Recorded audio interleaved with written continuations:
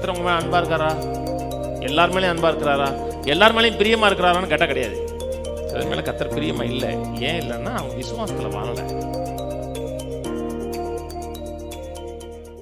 அப்படி இருந்தும் அவர்களின் அதிகமான பேர்களை தேவன் பிரியமாக இருந்ததில்லை. நீங்க விசுவாசியா?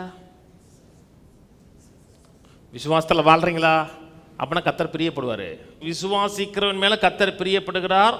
விசுவாசம் உலகத்தை ஜெயிக்கும் இருக்கு. விசுவாசத்தினால் கூடாத காரியம் ஒன்றும் இருக்கு. இங்க அநேகர் மேல கர்த்தர் சொல்லுங்க. அப்படி இருந்தும் அவர்களின் அதிகமான பேர்களிடத்தில் தேவன் கர்த்தர் உங்க மேல அன்பா இருக்காரா? எல்லார் மேலேயும் அன்பா இருக்கிறாரா? எல்லார் மேலேயும் பிரியமா இருக்கிறாரான்னு கேட்டால் கிடையாது.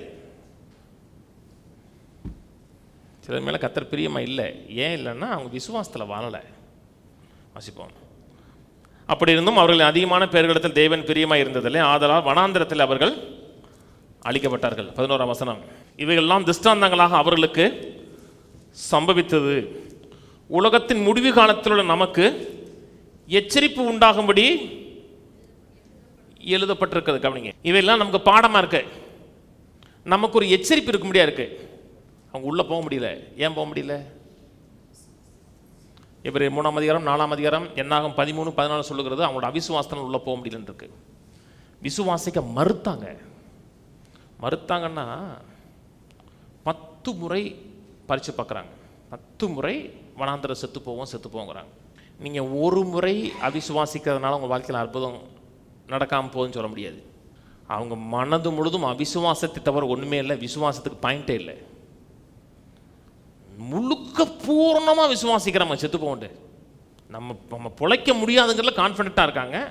சொன்னது மாதிரியே அந்த 10 பேரும் அந்த கூட்டத்தை விசுவாசித்தார்களும் செத்து போயிட்டாங்க. 30 லட்சம் பேர் செத்து போயிட்டாங்க. யாத்திரா 14க்கு வாங்க. 10ஆம் வசனத்தில் இதுதான் முதல் முறையாக அவரை பரிச்சை பார்த்தது. 10 முறை பரிச்சை பார்த்தான்னு இருக்கு இல்லையா? இது முதல் முறை. 14:10. பார்வோன் சமீபத்து வருகிற பொழுது இஸ்ரவேல் புத்திரர் தன் கண்களை ஏறெடுத்து பார்த்து எகிப்தியர்கள் தங்கள் பின்னே வருகிறதை கண்டு மிகவும் பயந்தார்கள். அப்போது இஸ்ரவேல் புத்திரர் கர்த்தரை நோக்கி கூப்பிட்டார்கள். அன்றியும் அவர்கள் மோசையை நோக்கி, எகிப்திலே பிரேத குழிகள் இல்லை என்றா வனாந்தரத்தில் சாகும்படி எங்களை கொண்டு வந்தீர். நீர் எங்களை எகிப்திலிருந்து புறப்பட பண்ணினால் எங்களுக்கு இப்படி செய்தது என்ன? நாங்கள் எகிப்தில் இருக்கும் பொழுது நாங்கள் எகிப்திற்கு வேலை செய்ய எங்களை சும்மா விடும் என்று சொன்னோம் அல்லவா? நாங்கள் வனாந்தரத்தில் சாகிறதை பார்க்கலும் எகிப்தியருக்கு வேலை செய்கிறது எங்களுக்கு நலமாக இருக்கும்.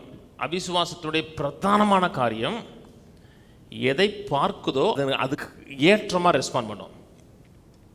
சொல்லப்பட்டிருக்கிறது, இஸ்ரவேல் புத்திரர் கண்களை 11 வசனம். இஸ்ரவேல் புத்திரர் தங்கள் கண்களை ஏறெடுத்து பார்த்து எதை பார்த்தாங்க? எகிப்தியர் வரதை பார்த்தாங்க. அநேக இடத்துல கர்த்தர் பார்ங்கிறாரா, இதோங்கிறாரா? அது எதை பார்க்க சொல்றாரு? அவர் செய்கிற செயலை பார்க்க சொல்றாரு. இதோ உன் கண்களுக்கு முன்பாக எரிகோ விழுகிறதை பாருங்கிறார். விழுகிறதுக்கு முன்னாடி பார்க்க சொன்னாரா? அது என்னது? அது விசுவாசம். அவிசுவாசம் தேவன் சொல்லுகிறதை பார்க்கலும் சூழ்நிலைகள் சொல்லுகிறத பெருசா பார்க்கும். நான் சொன்னது புரியுதுன்னா, கர்த்தர் கொண்டு போவே சொல்லிட்டாரு. முன்னாடி செங்கடல், பின் அங்கே சைடில் மலை, பின்னாடி பார்வோனுடையது. தன்னுடைய எதிர்காலம் முன்னே இல்லை, பின்னே நோக்கி பார்க்கறது அவிசுவாசம். நான் சொன்னது புரியுதுங்களா? எப்பப்பெல்லாம் என் சூழ்நிலைகளை பார்க்குறோமோ, சூழ்நிலைகளை பார்த்து முறுமுறுக்கிறோமோ, எனக்கு நல்ல எதிர்காலமே இல்லைன்னு பின்னாடி நோக்கி பார்த்து வாழ்க்கையில் நடந்த சம்பவங்களை நினைத்து தியானிச்சுட்டே இருக்கோமா, அவிசுவாசத்தோட அறிகுறிகள் உள்ள இருக்குன்னு அர்த்தம்.